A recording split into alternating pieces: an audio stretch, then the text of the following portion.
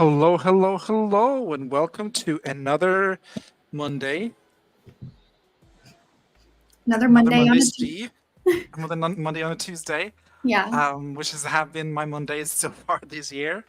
Um, it's another craft discussion with a writer and published author, Miss King Kong. King How you Kong. doing? I'm here. I'm ready to talk about all of the notes that I have. We have notes and thoughts and hopes and prayers. Maybe. Who knows? Hmm. This month's book is "Romancing the Beat" by Gwen Hayes. Yes. It is a little Skinnylicious menu book on 80 pages, written by Gwen Hayes, and it's subtitled "The Story Structure for Romance Novels: How to Write Kissing Books." And we're going to dive into the what's, the where's, the who's, and whatever the other W's are. Who, what, where, how, when. I And forget. then, Not important. Oh, this focus though. Love her. oh yeah. Love her. Hello? Hello. Hello? You see it? There you go. There. Yeah, we are joined by some queens today. Kitty Ann writes, hello. Malin, bonjour. Anna, guten Morgen. Guten Abend. Gute Nacht. Wallace, hello, hello. We're joined by Gigi, grievously great. Hello and welcome. We love a skinny craft book. You gotta do the beauty guru hands. I try my best, and often I don't succeed.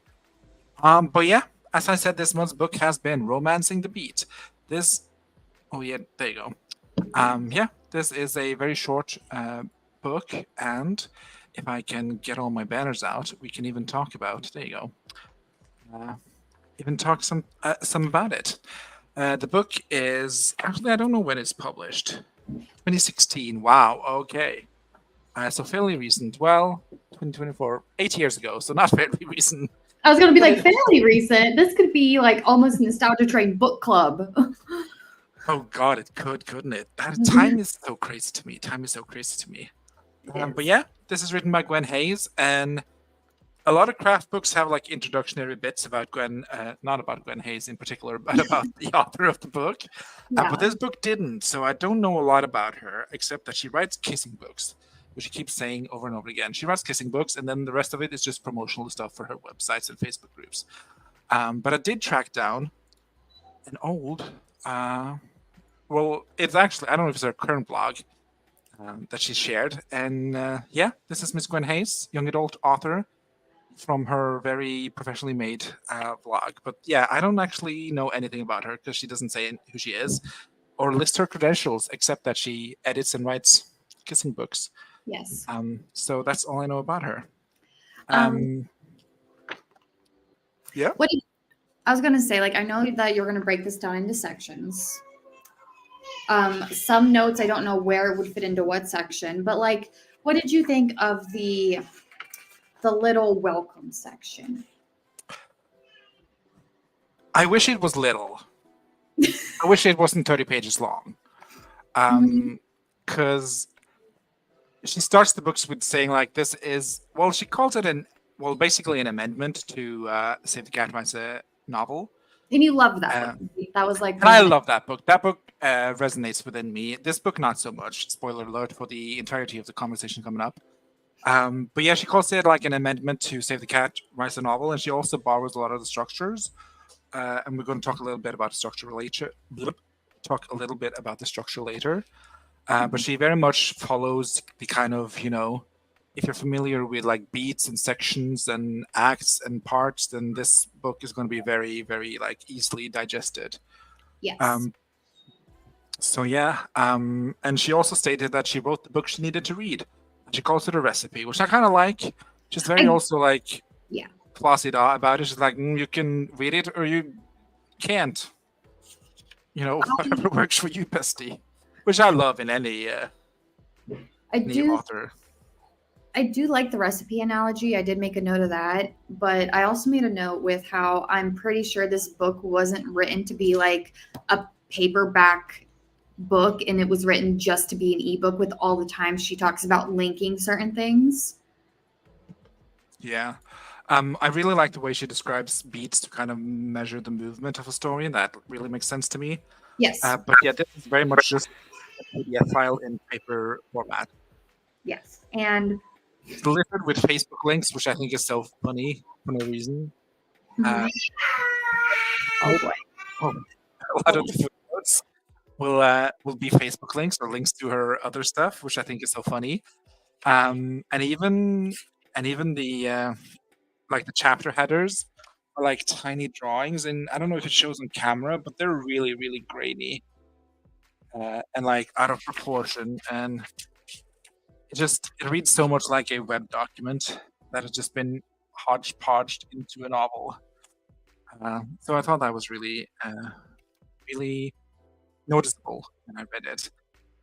So yeah, she also says that it's a book which explores a lot of pop culture, relying heavily on movies and like Mean Girls, Taylor Swift lyrics, and internet memes. I think she says, and that very much is accurate. She has a lot of humor in it throughout the novel. Well, she calls it humor, but it got really tiresome really quickly.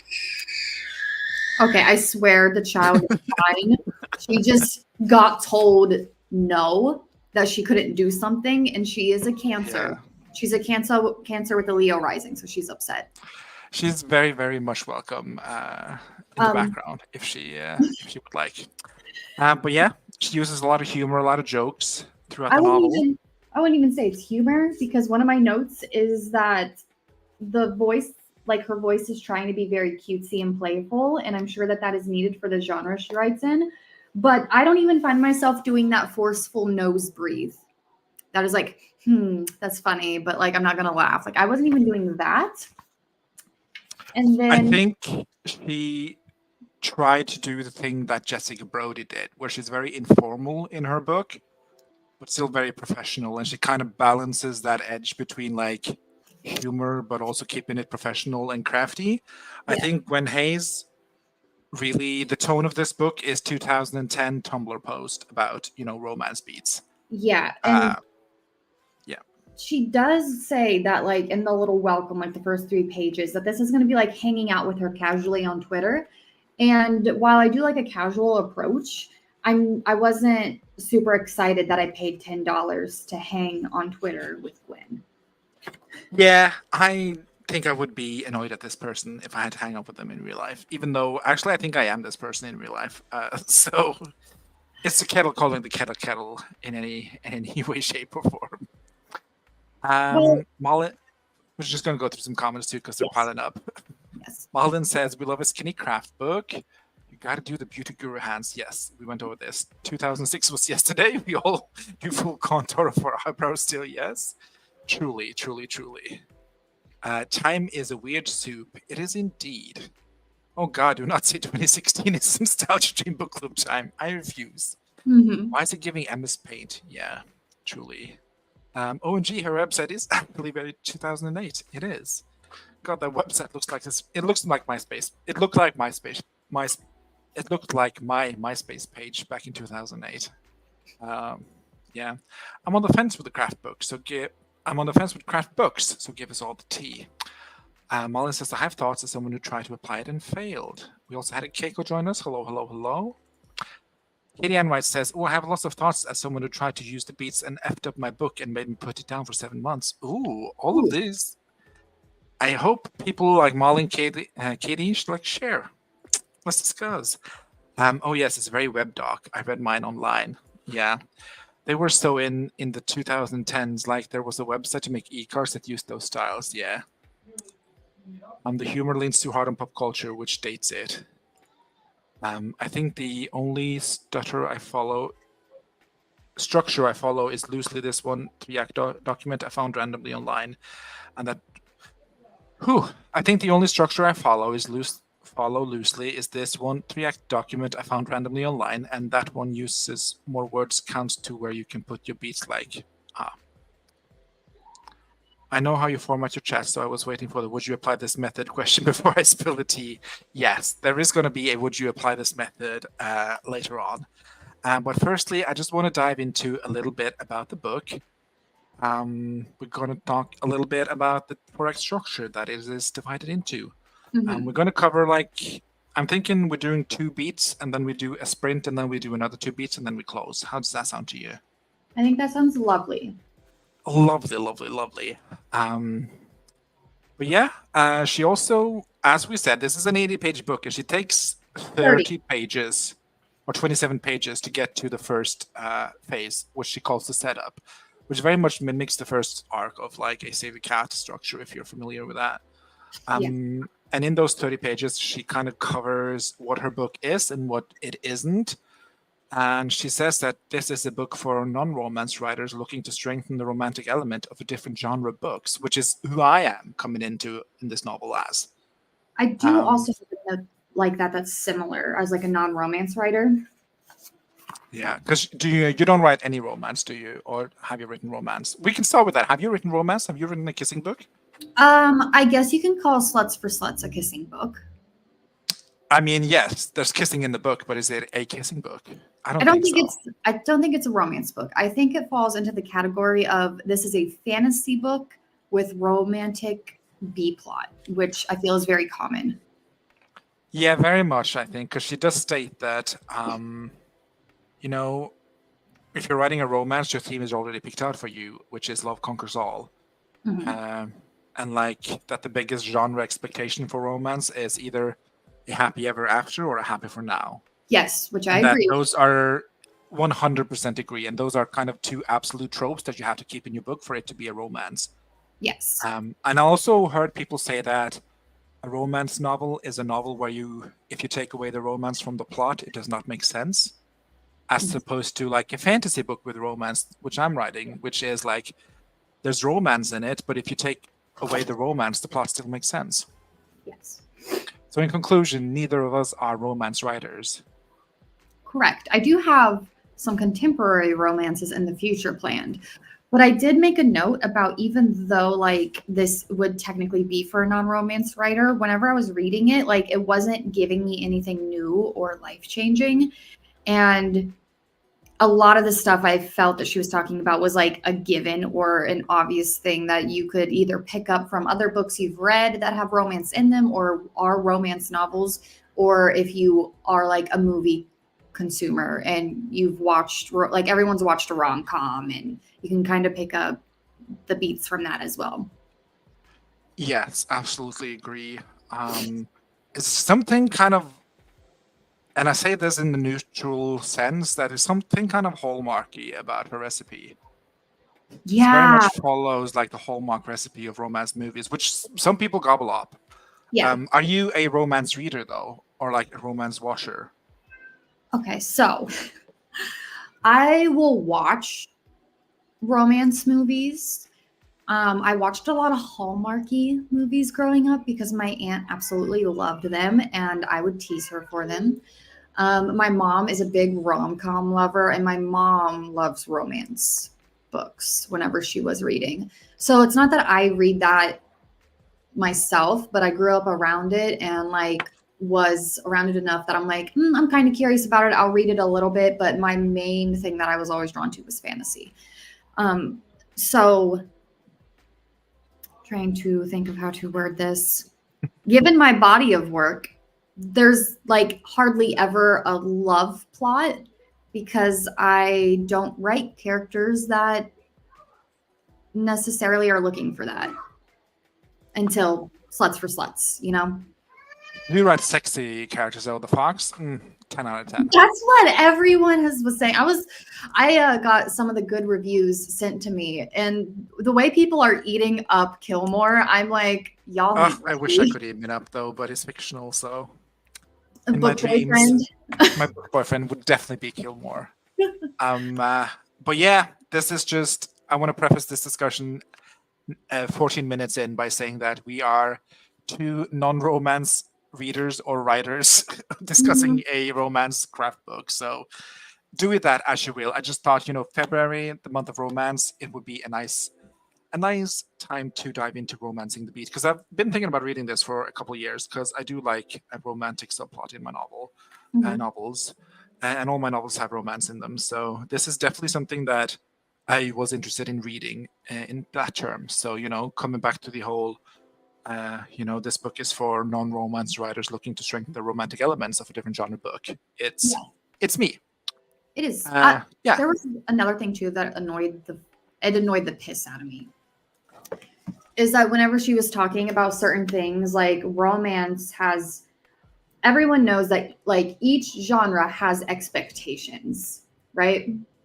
But the way she was talking was like only romance has genre expectations that readers like really adhere to. And it's like, yeah, most genres have expectations.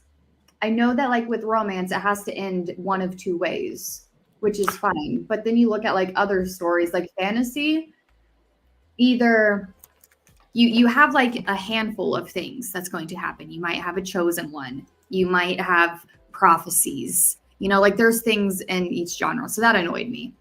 The way she talked about it and worded certain things. I kind of see it though, because I feel like there is no other genre where tropes, well, those specific tropes, happy ever after and happy for now, where those are so absolutely absolute in their existence in the novel. Like a fantasy novel could be whatever, and it would still be a fantasy novel if it has fantasy elements. But no other genre I feel like have such strong expectations, if not demands, of tropes as happy for now or happy ever after. Yeah, but I feel like that's just like, I see the point. My kerfuffle with it is kerfuffle, bringing up the SAT words. I know, right? My kerfuffle or whatever with it is that the way that it's worded, it sounds like she's only saying that, only this genre has expectations, which every genre has to a degree of expectations. I think what she's trying to say is this genre is very specific about how you can end it to be in this genre. Okay. I understand what you're saying. I just didn't pick that up myself, but I do understand what you're saying. Yes. But yeah, she does. Yeah. I was gonna say I see some people like talking in the chat, like. We're gonna get to them in a moment. I just want to get through a few talking points before we dive back into the comments, or else we'll be here till the morning. But yeah, she does structure the romance plot beat sheet into 4 structures, very similar to Save the Cat. Yes. That's 4 structures with 5 beats in each of them. And yeah, that really speaks to me as a reader. I definitely went into this book having kind of my current project in mind, where I have this huge, like not huge, but it's a very like dramatic, not dramatic either. What am I trying to say actually? I have this romance, which is like really integral to the main character and his like journey. So I definitely went into this having some, moving bits and pieces in my brain. And I'm not sure that I came out the other end any wiser. See, I don't know. Well, since we're talking about like the 4-act structure and how she structured it, I will say, I do like how she structured it. I don't like that it took us almost 30 pages to get to the meat and potatoes. But I think because it is, remember, 80 pages book and then 30 pages of just her talking about like themes and stuff that isn't beat related. Yeah, and I like the way it's broken down. However, spoiler alert, you could probably just download the template for your Scrivener document and be just fine as well. Or go on Pinterest and look up Romancing the Beat, and Pinterest will give you some cute graphics that you could just pull from itself. Very much the thesis of this, well, a thesis of my opinion at least, just as Violet said eons ago when we said like, hey, let's read Romance and the Beat. She's like, don't buy it, just get the beat sheet. And I think that's going to be my thoughts on the book as a whole. Yeah. But yeah, we're going to dive into phase 1, which she calls the setup, which is like where you kind of introduce the characters, the world, the premise, and the romance arc. She then moves on to, well, first of all, I want to talk about one joke she made, which I find absolutely apprehensible, introducing H1 and H2, which is Hero 1 and Hero 2, the 2 protagonists of the novel. And she's named this 2 beats, 1 chapter. Like, she's referencing 2 girls, 1 cup in this crap book. And I read that and I was like, I had to just put it down, get back up, walk around the room, and then sit back down and sigh. Because I was promised Taylor Swift lyrics, and then I got, pornography. You And I'm got not a prude.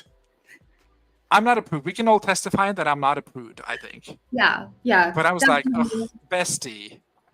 There was so many just bad references, and then like I even put in parentheses, like if there was one like leading up to her breaking down everything where it was like she put in parentheses, see, it sounds like I'm telling a dirty joke, but I'm not, because she was talking about the talking about this that I can't pronounce. Oh, yeah, As, these little blah, blah, blah, yeah, snake thing. yeah, I was like, oh, it's wrapping around the rod, around whatever that is symbolic to love. It sounds like I'm telling a dirty joke, but I'm not. And I was like, I wasn't even thinking about that, Gwen. This was not funny, haha, dirty joke here because romance. Maybe Malin is right. Maybe it is just my mind that instantly went to this. Because I don't know what two birds, one stone is. No. I also got the your reference of the. Maybe we're just broken, Kelly. I don't know. I mean, I don't think that that's up for debate. I think that's just a known fact. There was also another quote she had that was a nice juicy whiff of trouble, which I absolutely hated. Are you going to use that for like the troublemakers thing tomorrow? Absolutely will. Oh, it's not my turn tomorrow, it's Katie's, but at some point in the future, who knows? It's in the notes, so we'll see. We'll see. But yeah, she talks about like the setup and how you can do that. Then she goes into the phase 2, which she calls falling in love, which is kind of her version of fun and games, like the promise of the premise, if you're familiar with that. So Yeah. like whatever your book is about, this is where you put that bit. And she very much just tells, show character 1 and character 2, H1 and H2, like show them getting to know each other, Can I also point out another thing that annoyed me with just like her voice?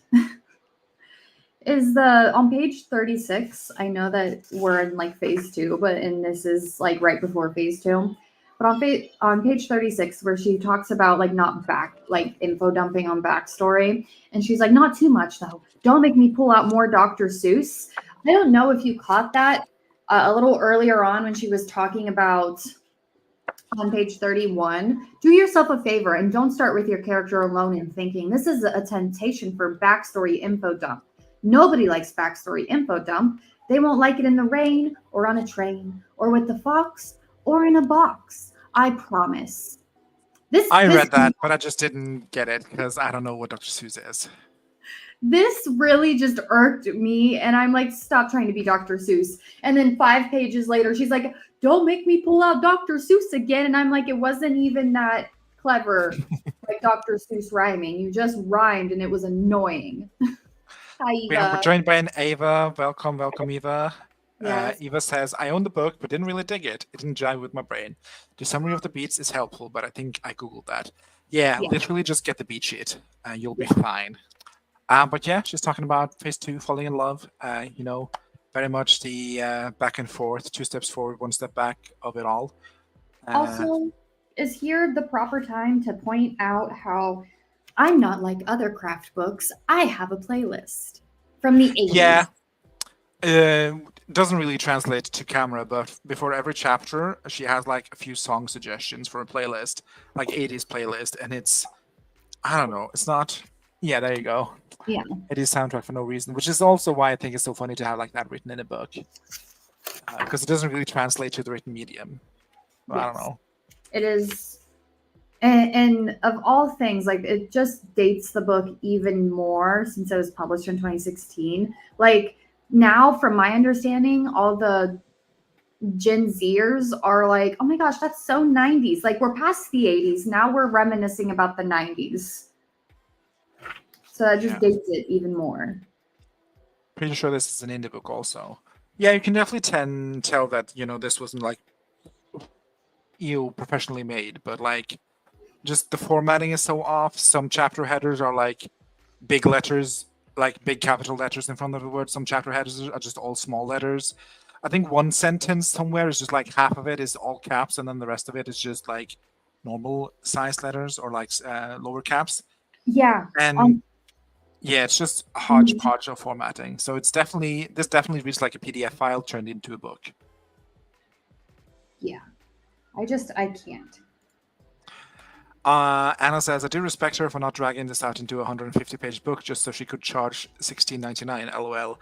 Side-eyed at other crap books that could be pamphlets. True. The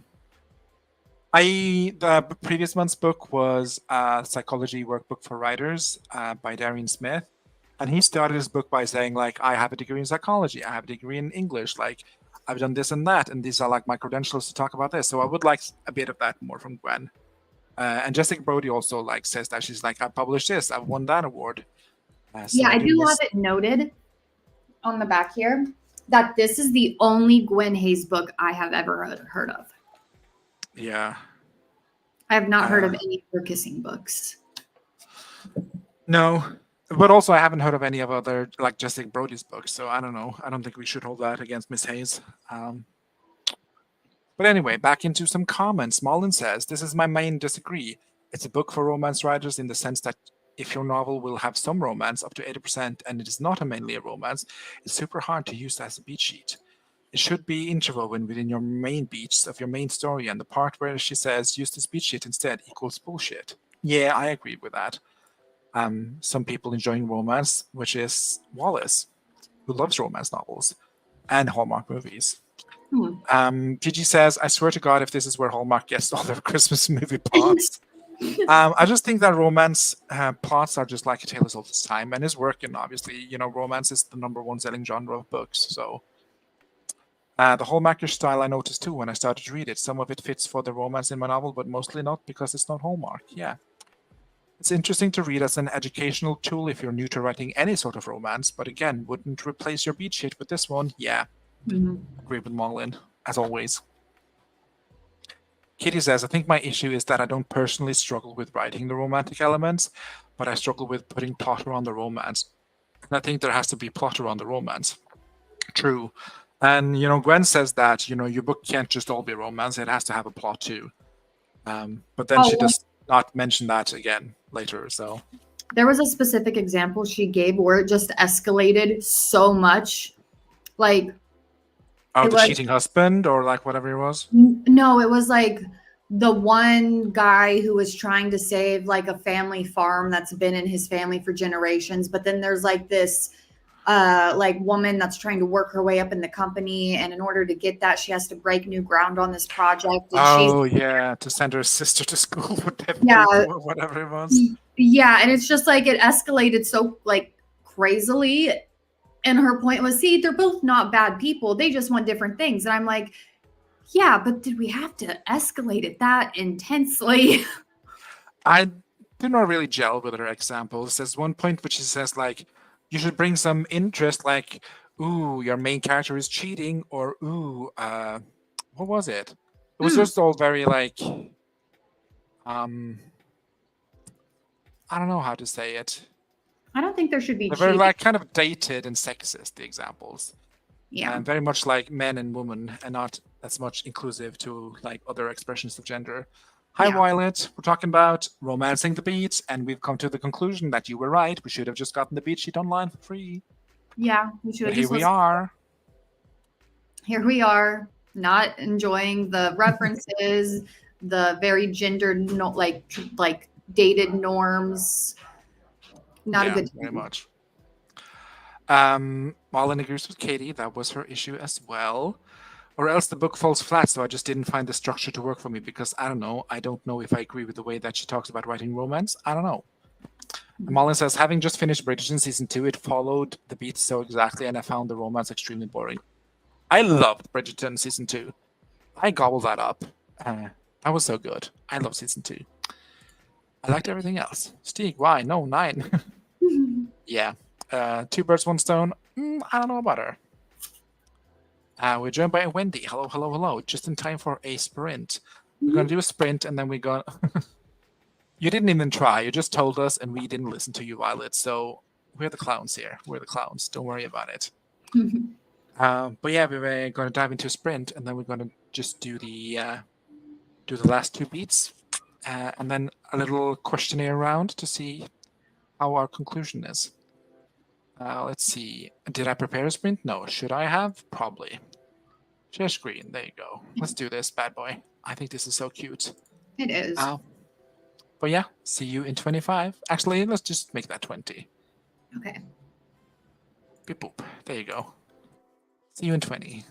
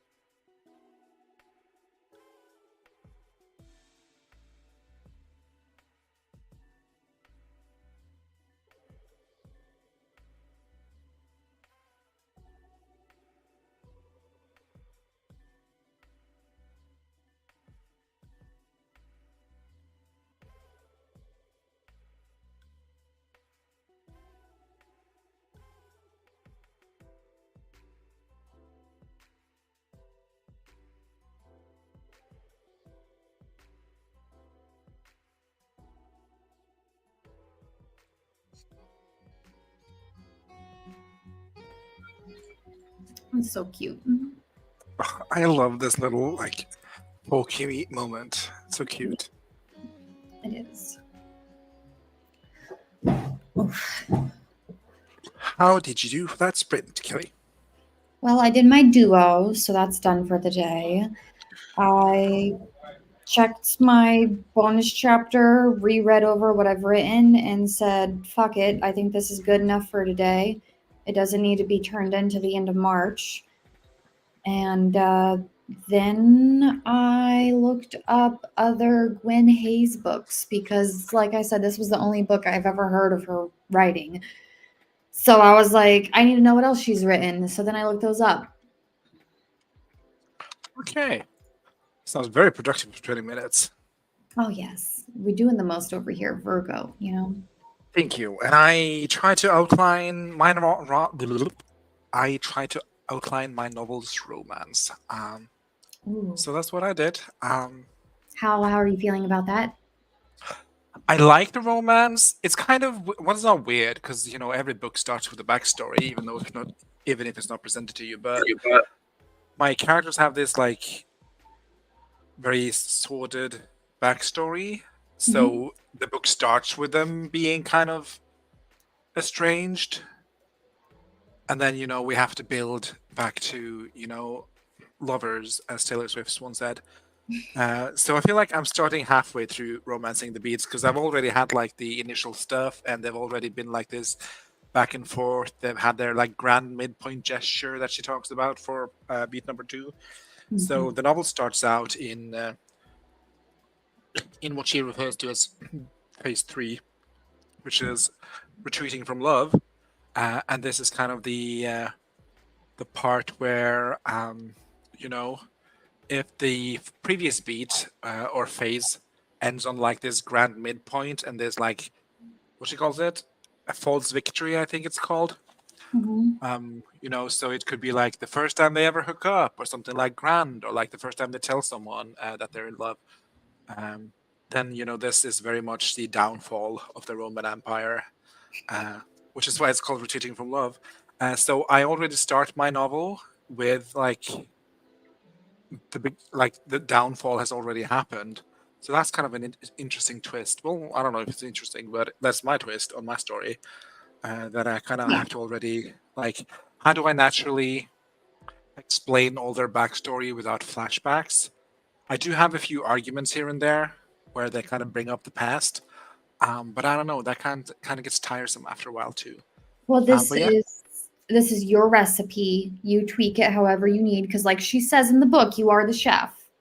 you are the chef, you are the writer, and I kind of love that she says that. Like, she says like you can read this and you can take whatever you want, or you can take nothing. You can take it all. Like, I don't care.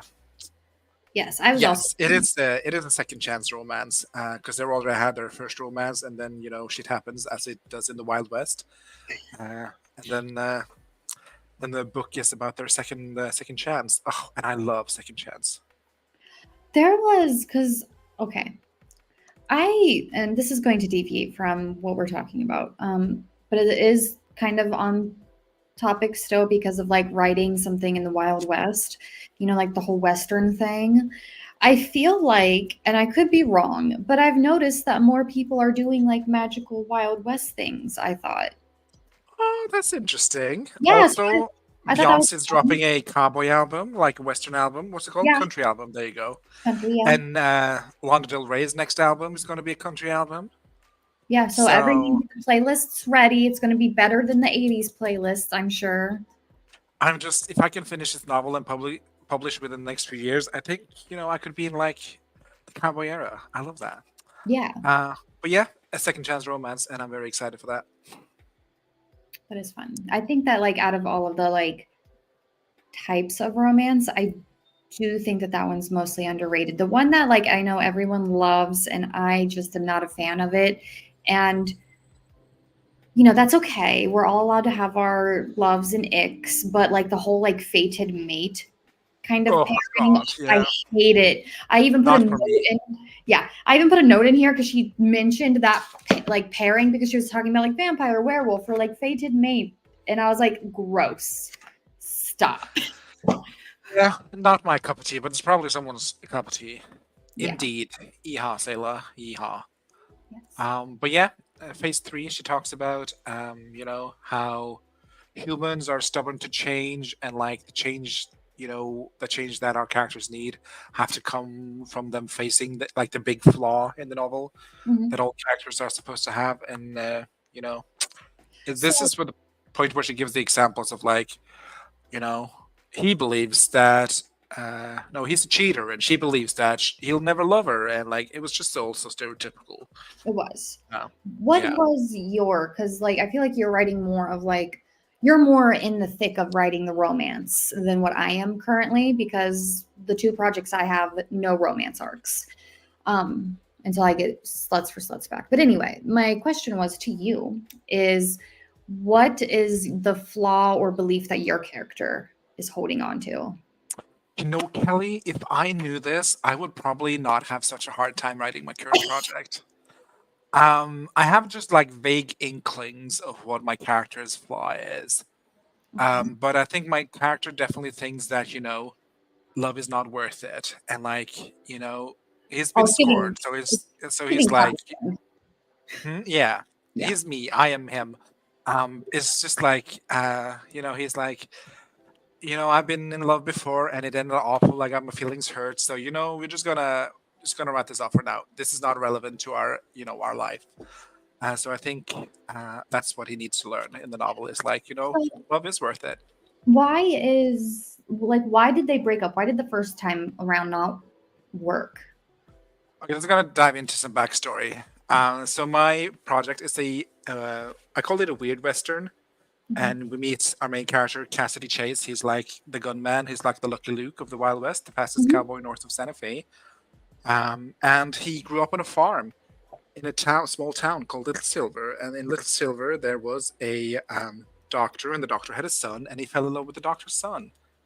Um, So they ended up working together somehow. Don't know how.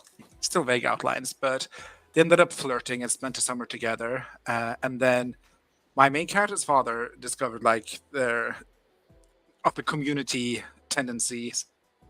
So he sent my character away to like soldier school or like military camp because like not in my house. So he sent him away. But my character, like the main character, didn't know how to tell his lover that, so he just didn't tell him. Like the days passed, and then one day he just left, so he couldn't bring himself to tell it. So the other Oh, one's like, "Well, you left me, so like, fuck off. I don't need you." So okay. he went off to New York for medical school, like his father. Yeah. And then the story takes place like 5, 10 years later, when they Okay. kind of reemerge for reasons. So from that, what I'm getting is that your main character, obviously, like the flaw that they believe is that like I'm not allowed to love, like they're unable to. Very much what he's thinking. So there you go. There's your reason to retreat for him is that I'm not allowed to do this. I'm forbidden to do this. Yeah, and that kind of simmers into the relationship he has with his sister too, because the book is very much like about a pair of siblings in a relationship as they go on this journey through the Wild West, which has been Mhm. transformed into some monstrous setting. When are you going to be ready for betas? Don't know, Kelly, but if I'm you are sorry. volunteering as tributes, you're more than welcome. I do want to volunteer as tribute just because I feel like no matter who's on screen with you, it's so hard to pull things out of your little Capricorn brain. And I just feel like the only way I'm going to have this story before it's published is if I'm just like, hey, fucker, give me the manuscript, please. I feel like that's kind of ironic though, because I always like to talk about my stories, but the thing is, I don't really know my stories very well. So people ask me questions. I'm like, I don't know, vibes. Oh, Which is see, why I call myself a plotty writer and not a character writer, because I have a lot of plot and just there's no substance to whatever I write. I always took it as like, oh, Steve's so mysterious and like I'm doesn't not want people to mysterious at know. all. I just don't know the answers. I'm bad at communication. I'm a Capricorn. Sailor says the retreating from love tends to rely on miscommunication trope, the fatal flaw being internally motivated. But what about external forces that reasonably pull them apart? Well, one went to soldier school and one went to New York to become a doctor. Yeah. So that's, circumstances. And that's kind of one of my favorite scenes in a novel too, because I have this big opener with them fighting a monster, and then immediately followed by my main character being injured, and then of course the doctor character having to treat them because then they're in the same monster hunting crew. So we get this kind of rapport between them of like, ooh, there's a story here to dive into. So that's really fun. I like that as an opener, and also it's giving like very D&D Wild West campaign. I don't know if. I mean, probably. I don't have like D&D. There's not much. It's more like a Walking Dead Wild West. I don't know if that makes sense. Yeah. I follow. And then there's like very much a religious tone to it. So the first like opening scene is basically my character like metaphoring like Goliath versus David, or David versus the Goliath, and kind of that whole shebang. And that's kind of what I'm trying to tell also. I like that. Sounds like nothing, like not much. Sounds like a good story. Don't talk about my friends writing like that.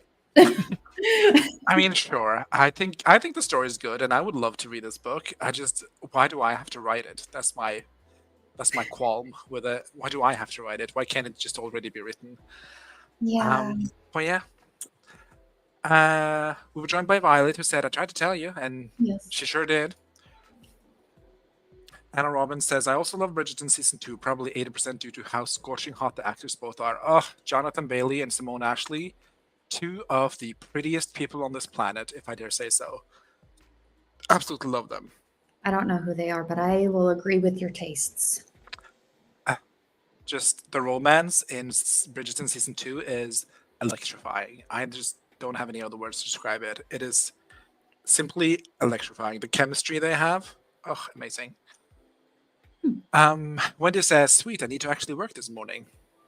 Keiko said, "Gonna stream hop over to the Troublemakers again." How could you cut me this deep, Keiko, and leave me for Wallace and Katie? Oh, they're streaming right now? Hold on, let me pull it up on my phone. They sure are. Wallace is having one of her takeover days. So she's just stealing every one of AuthorTube's audience for her own gain. And Wendy says, "I had the free beat sheet, but having the book helped me understand it better.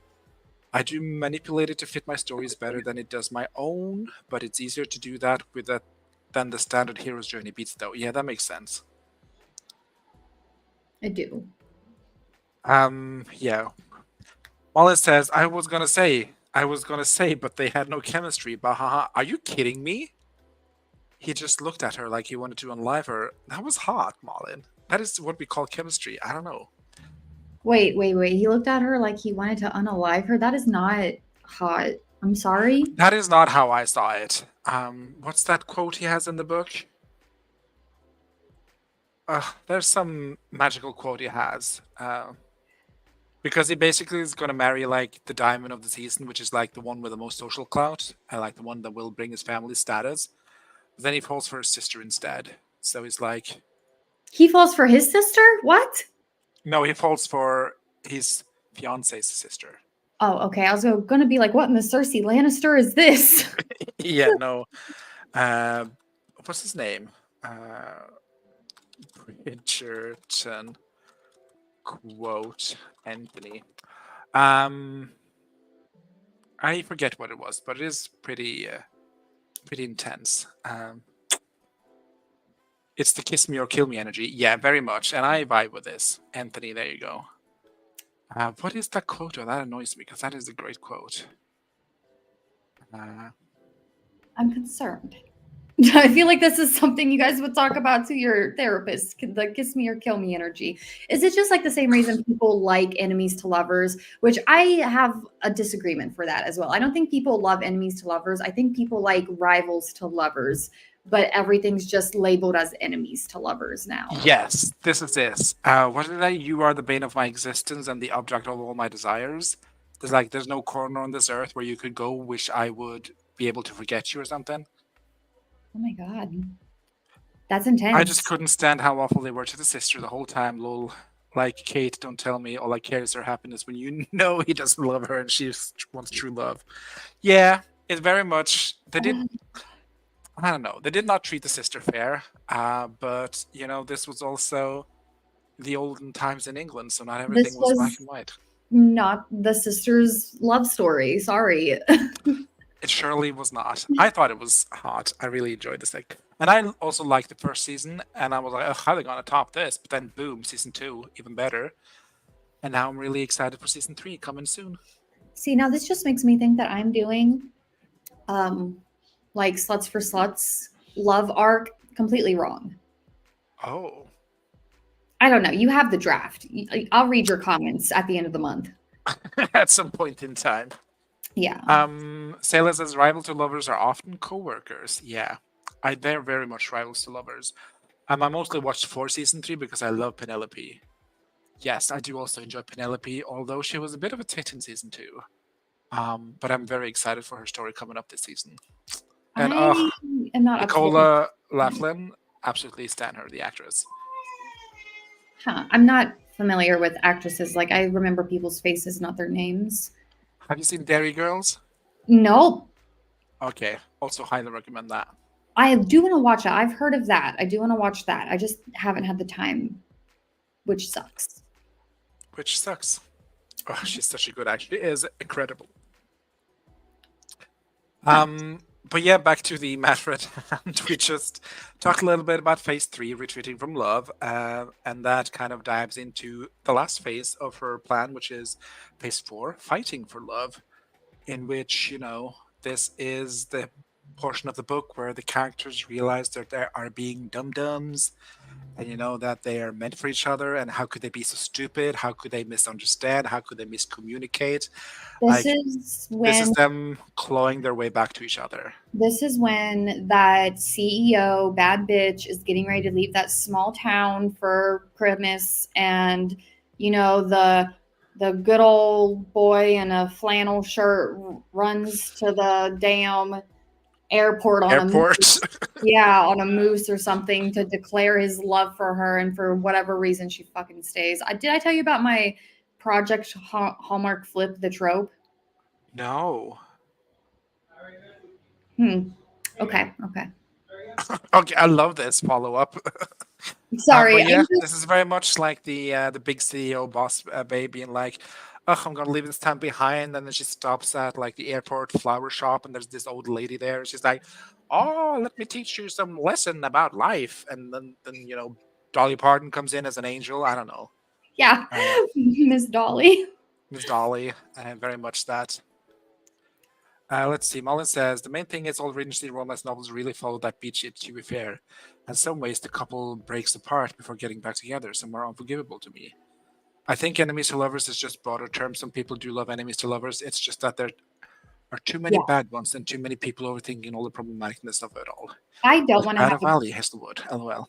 Yeah. yeah, I don't want to have a character hold a knife to our character that we love and adores like throat and threatens to kill them, and then like a few chapters over they're in the same bed. Like that makes me so uncomfy. I think that's kind of hot. Molly says, "You mean Dolly?" It's Mr. Worldwide here. I don't know. Have you heard her latest song with Pitbull? Mm-mm. It's called "Powerful Women," and it's been my like strutting treadmill bop for the last week or two. It's just very catchy.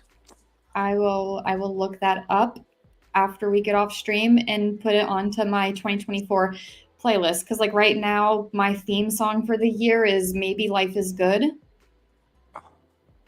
Two recommendations: Texas Hold'em by Beyonce, and then "Powerful Women" by Pitbull. I also really enjoy Selena Gomez. This is such a tangent, but I also love Selena Gomez's latest song, "Love On." Queen Bee, and Powerful Women. Yeah, Sorry, I need this. This is what I'm channeling this year. "Electric Feel" by MGMT. It's a Oh yeah, Scylla, if you I want love more. that. Love that song. But yeah, phase four, Fighting for Love. This is like the big makeup moment, usually followed by an epilogue, like a glimpse into the future, like Do you like married epilogues? babies. Um, I I don't like prologues. I have a very public anti-prologue stance. Mm-hmm. Uh, But But hmm? I said, but epilogues. But epilogues I like. To I like asterisks, footnote if done right. Does Hmm. that make sense? How What do long? I mean by done right? I don't know. Not the Harry Potter epilogue. That was done horribly wrong. But I like what is an epilogue I like? I loved the Hunger Games epilogue. I don't know if you've read it, Mm-mm. but the epilogue is. I'm going to spoil the entire Hunger Games trilogy that's been up for years. You should read it. One of my favorite trilogies. But the epilogue of that novel is. You're familiar with the concept, right? You've seen the movies, or like, yeah, Hunger Games. Um, it ends with. Have you seen the last movie? Mm-mm. Okay, it ends with Katniss and Peeta sitting and watching the children play or something. Yep. And then, Katniss talking about like what the Hunger Games meant to her and like how she would never be okay and how like, all this trauma, how it has affected her and like wanting to make the memorial book and whatever. Mhm. And I love those kind of epilogues where it's like it's a reflection of the story or like where it's kind of bittersweet or Yeah. like, yeah, in You, its you finishing. like okay. I could get behind an epilogue like that.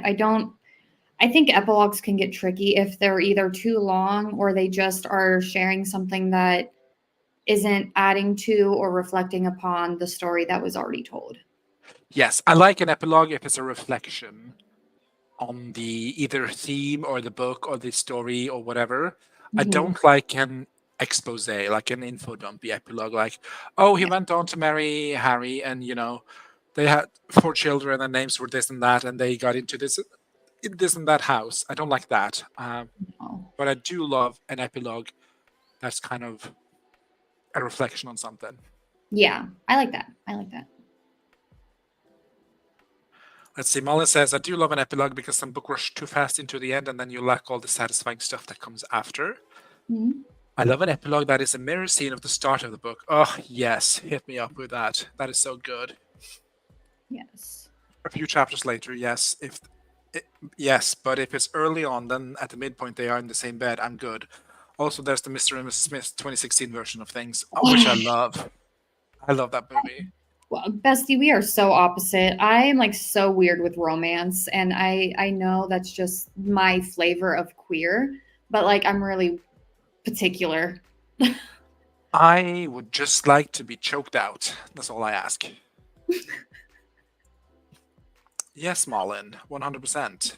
Mhm. Um, but yeah, that's kind of the beats of the book. How Yeah. did you feel about the beat sheet? And most importantly, have you applied it to your own writing? I did have a novel that I was plotting to the beat sheet because once upon a time ago I did download the beat sheet. That was a novel that was inspired by a Hosier song, and Which one? oh, like real people do. Love real people do. Hmm. I had to think for a minute because that man, I just adore his voice. But I like his voice, that I like his sound, and I like kind of the lyrics, but the looks is not it for me. I think okay. I think that he's a very pretty person. I say that like affectionately. Like I do think you can label men as pretty. He's Um, very thorough, I think. yeah, yeah, like that. Yeah, like I did plot that novel to the beat sheet, and I agree. Just get the free template with all the beats in it, and skip buying this book because then you'll skip all the bad jokes, and you can miss out on the '80s playlist and just Playlist. make your own playlist. Like we've talked about some awesome songs today. Throw those in, you know. Very much so. Malin says, so I did try the full beat sheet and it effed up my structures so much. LOL. How did it F up the structure?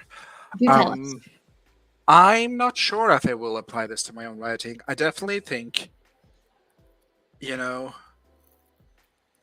I definitely think if you have read stories before, you do know what this book says. Like, a Mm-hmm. lot of it is just not intuitive also, but I don't know how to say It's it. not new. If you've been It's around not the new. internet, Yeah. It's very like formulaic. If you've seen a romantic comedy, you've probably just got all you need. But it is nice to have like it all gathered into this book. But I agree 100% with you. Just get the beat sheet. You can get Yeah. just as much out of that, and it's free on the internet. What was that one movie with Taylor Swift whenever she was dating Taylor Lautner? Oh It's like, God, I forget. you know that movie though? Like, I think I Yeah, remember she's like watching on that. a track team or something, or Yeah, cheerleader or whatever. Yeah, and yeah, it's yeah, talking yeah. about love in like all forms or whatever. And I don't know why, but whenever she said she was making Taylor Swift references, I was waiting for like a reference like that or like more song lyrics. And Valentine's Day, says Selah. yeah, yeah, that was a cute little rom com, but Selah says, Anna nuggets she all found very helpful or insightful. I thought the beat sheet was nifty, but again, you can get that for free. This is the beat sheet that, this is the beat sheet. I yeah. think you could just find this online and you'd be just as well off as with buying this book. Yeah. Malin says, like, essentially, I should have done a Jessica Brody from the start. One point of view each equals one save the cat beat sheet, and second point of view, another save the cat sheet, and then the romance arc itself as the romance beat sheet on top. Basically, I kept struggling with figuring out what happened in the overarching plot surrounding the love story, which was super important. What it says, I think this beat sheet only works if the romance is the main story, not if it's the secondary plot. I agree. Which is kind of why I struggle using this in my own writing. I will say that it's nice to have like sort of a track to follow as to what a romance arc could look like. So when I plot out my novel with all like the fantasy plot I have, Mhm. I do know that okay, this is where they should agree, this is where they should disagree, this is where they like kind of See, I know with like Sluts for Sluts, whenever Anne and I were plotting it out, we were kind of using like the romance terms, like, you have to have a meet cute, you have to different things like that. So it's like, I think some elements are you can implement, but I agree. I think it is like if romance is the main story, that's more what this is for. Yes, which is what she states in the beginning, but she does state that you should be able to use this for your non-romance novels, which I found very hard to, and which like apparently a lot of people in the chat found hard to do. So I don't know if she delivered on that exact promise. I don't know.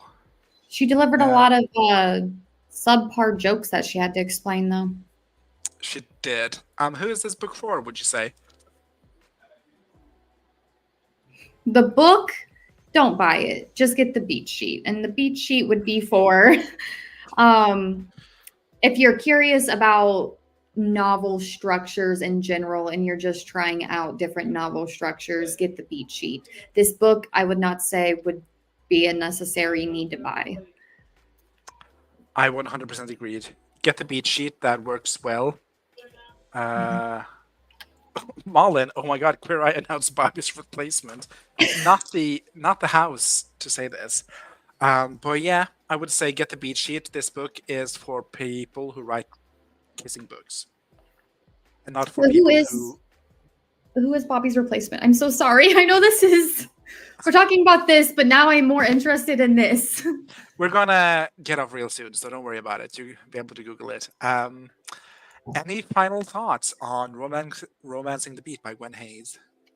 I think overall, like I know we poked fun at the playlist. I know that we said it wasn't like other craft books, it has a playlist. We poked fun at the non-funny jokes, but overall, I think the beat sheet is solid. The beat sheet's solid. I agree. The beat sheet is solid. Get the beat sheet. Don't bother getting the book. Mm-hmm.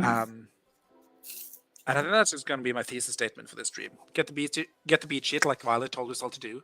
Yeah, listen to Violet. She told us. That is our statement. Just listen to Violet.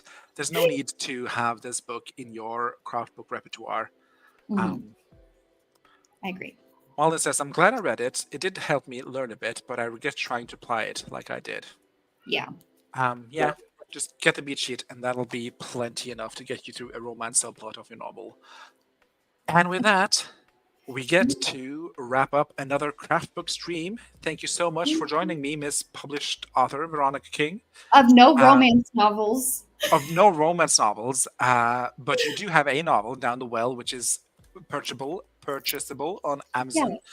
10 out of 10 would recommend getting a book if you like Narnia, if you like Portal Fantasy, if you like trauma, if you like sexy foxes. Who doesn't? Sexy foxes. And I have a card deck coming out if you're into cardomancy. You can see that on my Amazon page now, both book 2 and the card deck.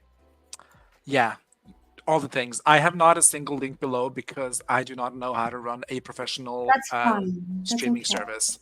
If you like sexy foxes, though, he's in the card deck. He truly is. And I've seen him, and he's hot. Wendy says, and if you want to peek at the book, just ask one of us who has ended up buying it already. You honestly, I'll just mail you my copy. If you want a copy of Romancing Beat, send me a DM with your address. I promise I won't dox you, and I'll mail this to you. Don't worry about it, babes. Thank you so much for being here, Miss Kelly. Next month's book is going to be Newsletter Ninja, because I'm thinking about starting a newsletter, and a lot of people have newsletters, and a lot of newsletters that I enjoy. I will be joined by Malin next month. What? I said, I can't wait.